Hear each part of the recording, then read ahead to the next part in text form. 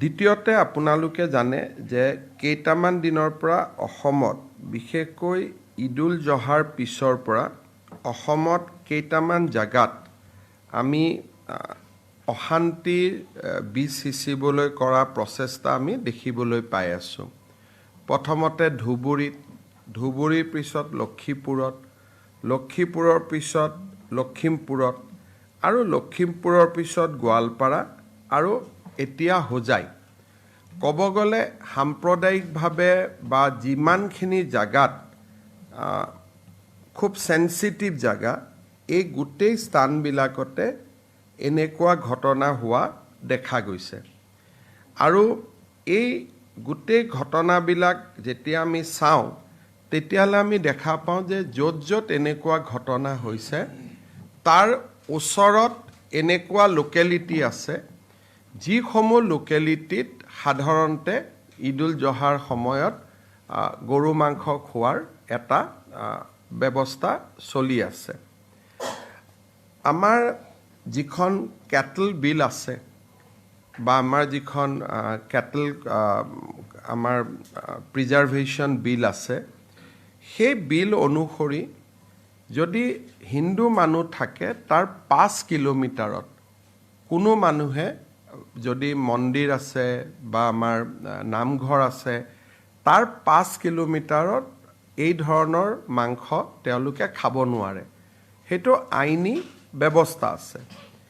কিন্তু ধুবুৰীতে হওক আন জেগাত আপোনালোকে ধুবুৰীত জানে যে গুৰুদ্বাৰা আটাইতকৈ দেশৰ এটা অন্যতম গুৰুদ্বাৰা তাতেই আছে আৰু তাত কাষত অজস্ৰ মন্দিৰ তাতে আমি দেখিবলৈ পাওঁ। গতিকে তাৰ within the radius of 5 kilometre এই বস্তুটো সম্পূৰ্ণ নিষেধ কৰা আছে।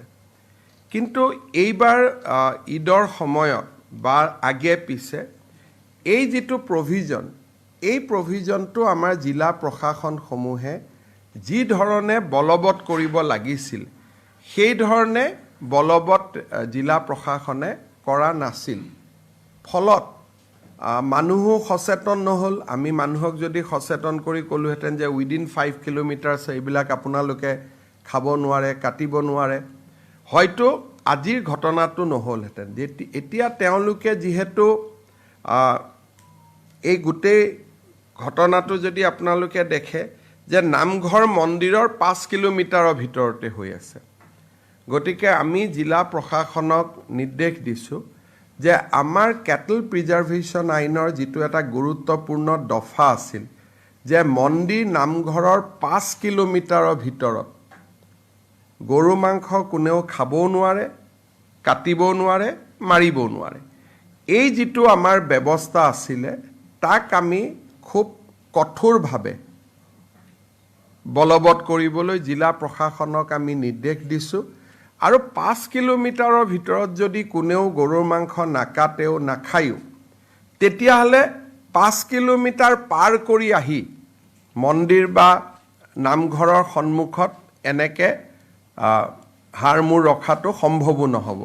সেইকাৰণে আমাৰ যিটো দফা বিভিন্ন কাৰণত আমি খুব শক্তিশালীভাৱে ৰূপায়ণ কৰা নাছিলোঁ, এতিয়া আমি সেই দফাটো শক্তিশালীভাৱে ৰূপায়ণ কৰাৰ বাবে আমি সিদ্ধান্ত লৈছোঁ।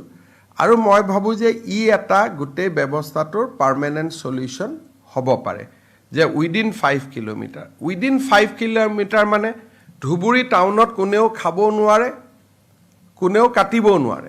ডেট ইজ দ্য বটদ্ৰৱাৰ 5 কিলোমিটাৰত কোনেও খাবও নোৱাৰে, কাটিবও নোৱাৰে। আজি লখিমপুৰতো যিটো ঘটনা হৈছে তাৰ জাষ্ট উইদিন 1 কিলোমিটাৰ এই ঘটনাটো ঘটিছে বা হাড় মূৰ আমি বাজেয়াপ্ত কৰিছোঁ। যদি তাত খাবই নোৱাৰিলেহেঁতেন, কাটিবই নোৱাৰিলেহেঁতেন তেতিয়াহ'লে এই ঘটনাটো কেতিয়াও নহ'লহেঁতেন। সেইকাৰণে এইবাৰ আমি জিলা প্ৰশাসনসমূহক এখন আমি গোটেই SOP এখন বনাই আমি তেওঁলোকলৈকে পঠিয়াম যাতে উইদিন 5 কিলোমিটাৰ ভৱিষ্যতে ঈদ আদিৰ দৰে অনুষ্ঠান হ'লেও যাতে কোনো কুৰবানী হ'ব নোৱাৰে। 5 kilometre from A temple, 5 kilometre from A namghar, 5 kilometre from any religious institution. আৰু গভৰ্ণমেণ্টে ইয়াক কঠোৰভাৱে বলবৎ কৰিব যে তুমি কুৰবানী কৰিব লাগে, ধৰ্মমতে আন বিভিন্ন জন্তু কৰিব পাৰি, সেইটো কৰিবা, কিন্তু এই বিশেষ জন্তুটো বা বিশেষ প্ৰাণীটো উইদিন 5 কিলোমিটাৰ ৰেঞ্জত যাতে কোনেও কৰিব নোৱাৰে। আৰু যদি সেইটো আমি সকলো মানুহে যদি তাক মনৰ পৰা পালন কৰোঁ, হিন্দু মুছলমান সকলোৱে, তেতিয়াহ'লে মই ভাবোঁ যে এনেকুৱা ঘটনা ঘটিব নোৱাৰে।